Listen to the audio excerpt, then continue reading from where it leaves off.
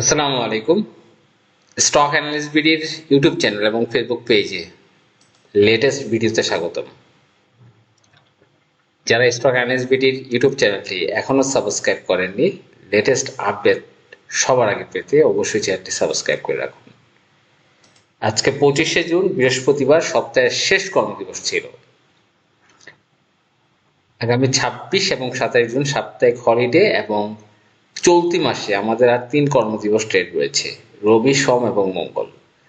বুধবার থেকে নতুন মাস শুরু হবে, জুলাই মাস, এবং আমরা অধীর আগ্রহে অপেক্ষা করছি জুলাই মাসে মার্কেট একটা অনন্য উচ্চতায় যাবে, সেই আশা নিয়ে আমরা বসে আছি। কারণ গত বছর জুলাই মাসে যেখানে আমাদের মে মাসে ট্রানজেকশন 200-250 কোটি টাকা হতো, আপনারা দেখতে পাচ্ছেন 2025-এর মে মাসে আমাদের ট্রানজেকশন 288 কোটি টাকা, 19শে মে 297 কোটি টাকা, 20শে মে 326 কোটি টাকা, 253 কোটি টাকা। সেখানে জুন মাসের ট্রানজেকশন সেটা কিন্তু বেড়ে 900 কোটি টাকার ট্রানজেকশন আমরা দেখেছি গত বছর। এই যে দেখতে পাচ্ছেন জুলাই মাসে 986 কোটি, 951 কোটি, 3 গুণ বেশি ট্রানজেকশন কিন্তু আমরা দেখেছি জাস্ট এক মাসের ব্যবধানে। এবং জুলাই মাসে সর্বোচ্চ লেনদেন কিন্তু হয়, এবং আগামী মাস সেই মাস হতে যাচ্ছে। এবং এই আজকে ট্রানজেকশন 1100 কোটি টাকা। আমরা আশা করছি জুলাই মাসে আমরা 2000 কোটির উপর ট্রানজেকশন দেখবো ইনশাল্লাহ। এবং বিএসইসি কিন্তু তার ব্যাখ্যা দিয়েছে গত সপ্তাহে বা চলতি সপ্তাহে, কিন্তু যে মার্কেট একটু কারেকশন ছিল, যে বিএসইসির ব্যাখ্যার পর বাজারের স্বস্তি, টানা উত্থানে শেষ হলো সপ্তাহ। আসলে মার্কেটকে মার্কেটের গতিতে চলতে দিতে হবে, কোনো রকম হস্তক্ষেপ এই মার্কেট কিন্তু মেনে নিবে না। এবং এই জুলাই মাসে আমরা ট্রানজেকশন কিন্তু গত বছর যেহেতু 900 কোটি বা 1000 কোটির কাছাকাছি দেখেছিলাম, আমরা চলতি বছর এই বছর আমরা 2000 থেকে 2500 কোটি টাকার ট্রানজেকশন আমরা দেখব বলে আশা করছি। যাই হোক, আজকে মার্কেট দারুণভাবে উত্থান ছিল, 35 পয়েন্টেরও বেশি বেড়েছে এবং 1110 কোটি টাকার লেনদেন, হিউজ একটা লেনদেন। 270টা কোম্পানির দাম বেড়েছে, মাত্র 61টি কোম্পানির দাম কমেছে। এবং আজকে গতকালের থেকে প্রায় 200 কোটি টাকার উপরে কিন্তু লেনদেন হয়েছে। এবং আজকে আপনারা দেখেছেন ম্যাক্সিমাম সেক্টর এবং স্টকগুলো পজিটিভ ছিল, অনেকগুলোই ট্রানজ্যাকশন হয়েছে। যাই হোক, আমরা আজকে যে বিষয়টা দেখব, আমরা কিছু স্মার্ট মানির আইটেম নিয়ে আলোচনা করব আজকে।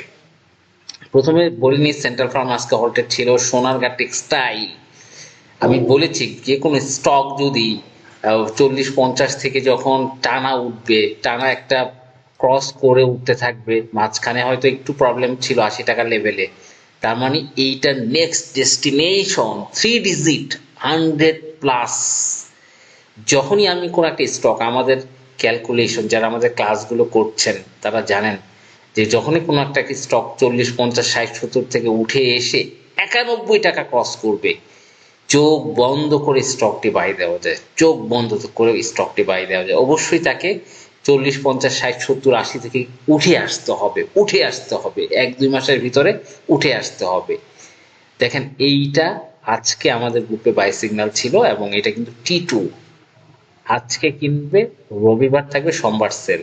এটা কিন্তু আমরা রবিবারই হয়তো 100 টাকার উপর একটা ট্রানজেকশন দেখতে যাচ্ছি। স্মার্ট মানি কিন্তু স্টকটিতে দারুণ প্রাণবন্ত এবং দারুণভাবে অ্যাগ্রেসিভ মোডে কিন্তু আগে এগিয়ে নিয়ে যাচ্ছে সোনারগাঁ টেক্সটাইল। এরপরে আমরা অ্যারামিড, মিসেলিনিয়াস সেক্টরের অ্যারামিড, এখানে স্মার্ট মানির উপস্থিতি দেখতে পাচ্ছি দারুণভাবে। এবং স্টকটা কিন্তু এ ক্যাটাগরি এবং লোপেড একটি স্টক এবং খুবই প্রাণবন্ত, 200 টাকার উপরে কিন্তু আজকে চলে গিয়েছে। ন্যাশনাল ফিড মিলস, যদিও স্টকটিকে এই উপরে এগিয়ে নিয়ে যাচ্ছে, কিন্তু এটার স্মার্ট মানির বয়স কিন্তু প্রায় 1.5 বছর, এই জন্য আমি কিছু শঙ্কিত। ন্যাশনাল ফিড মিলের সাথে কম্পিটিশন করে বিডি থাই, স্মার্ট মানির বয়স মাত্র 1 মাসও হয়নি এবং প্লে শুরু করেছে এই মাসে, চলতি মাসে। সুতরাং যে সকল স্টকগুলো স্মার্ট মানির বয়স খুবই নগণ্য, 1 মাস 2 মাস, তারা কিন্তু চোখ বন্ধ করে বাই এবং সেল উপরের সেল নিচে পাই, উপরের সেল নিচে পাই, এভাবে করে কিন্তু প্রফিট করা পসিবল বিডি থাই থেকে। এবং আমরা বিডি থাইয়ের ডেস্টিনেশন 30 থেকে 35 টাকা ধরে রাখতে পারি। বিডি থাই 30 থেকে 35 টাকা ইজিলি, খুবই সহজভাবে আগামী 2 মাসের ভিতরে ইজিলি আপনি আপস অ্যান্ড ডাউনসে বাই সেল করতে করতে করতে করতে করতে কিন্তু ডেস্টিনেশনে চলে যেতে পারে। মালিক স্পিন আজকে বেশ উঠে দাঁড়িয়েছে। ভিএফএস ট্রেড, স্মার্ট মানির বয়স, এটা কিন্তু মোটামুটি অনেক বয়স স্মার্ট মানির, এবং প্রায় 1 বছর ধরে স্টকটিতে রয়েছে স্মার্ট মানি, এবং সে কিন্তু মোটামুটি একটা ফিডিং জোনের দিকে অবস্থান করছে, হয়তো আর উপরে নিয়ে যেতে পারে, কিন্তু তার যেহেতু ফ্লোর প্রাইস হচ্ছে 22 টাকার উপরে, সেখানে যাওয়ার পসিবিলিটি রয়েছে। কিন্তু এইটার স্মার্ট মানির বয়স যেহেতু অনেক বেশি, খুব ট্রেড সাবধানতার সাথে অবলম্বন করতে হবে। সিল্কো ফার্মা, স্মার্ট মানির বয়স কিন্তু খুব বেশি নয়, এবং একটা দারুণ ক্যান্ডেল, একটা একটা দারুণ ক্যান্ডেল, একটা আপনারা দেখতে পাচ্ছেন গত সপ্তাহে যে ক্যান্ডেলটা, সেটা কিন্তু একটা ডজি ক্যান্ডেল ছিল, এবং এই সপ্তাহে কিন্তু একটা হ্যামার ক্যান্ডেল তৈরি করেছে, এবং দারুণভাবে কিন্তু এগিয়ে যাচ্ছে সিল্কো ফার্মা। এবং ওয়াইপিএল স্মার্ট মানি অ্যাক্টিভ রয়েছে ওয়াইপিএল এ, আপনারা জানেন। এছাড়া RD food bounce back candle করেছে, এবং ইপিজিএল এনার্জি প্যাক 20 টাকা অবস্থান করছে। এছাড়া মুজাফফরের স্মার্ট মানি কিন্তু স্টকটা 22 টাকা 23 টাকা লেভেলে নিয়ে গিয়েছে, এটাও ভালো হওয়ার পসিবিলিটি রয়েছে। বিবিএস অত্যন্ত ক্ষিপ্ত স্মার্ট মানি, বিবিএস দারুণভাবে অ্যাগ্রেসিভলি এগিয়ে যাচ্ছে বিবিএস। এরপরে টেকনো ড্রাগ আজকে ঘুরে দাঁড়িয়েছে, আমরা দেখতে পাচ্ছি। এছাড়া বিপিপিএল এইটাও ভালো করছে, বিপিএপিএল এই বছর অনেক ভালো করার পসিবিলিটি রয়েছে, আপনারা জানেন। এছাড়া ফান্ডামেন্টাল স্টক হিসাবে এনভয় টেক্সটাইল, সেটাও ভালো করেছে।